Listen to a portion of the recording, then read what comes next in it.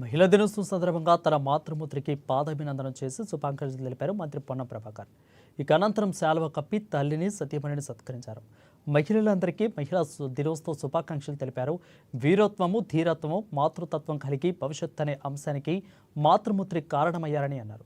తెలంగాణ ప్రభుత్వం పక్షాన మహిళలకు అత్యంత ప్రాధాన్యత ఇచ్చే కార్యక్రమాలు జరుగుతున్నాయని అన్నారు మంత్రి పొన్నం ప్రభాకర్.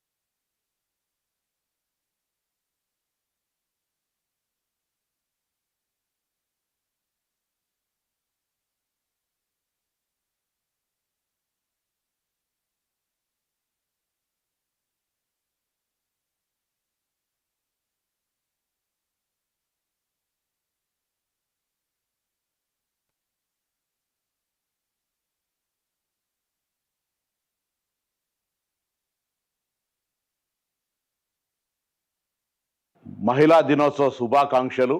వీరత్వము, ధీరత్వము, మాతృత్వము కలిగి భవిష్యత్ అనే అంశానికి మాతృమూర్తి కారణమైనటువంటి ఈ సందర్భంలో మహిళా దినోత్సవ సందర్భంగా మహిళలందరికీ అన్ని రకాలుగా ఆర్థిక శుభాకాంక్షలు. తెలంగాణ ప్రభుత్వం పక్షాన మహిళలకు అత్యంత ప్రాధాన్యత ఇచ్చే కార్యక్రమాలు జరుగుతూ ఉన్నాయి. మహిళలందరూ ఉపయోగించుకోవాలని కోరుతూ మహిళా దినోత్సవ సందర్భంగా అందరి మహిళలకు శుభాకాంక్షలు. మహిళా దినోత్సవం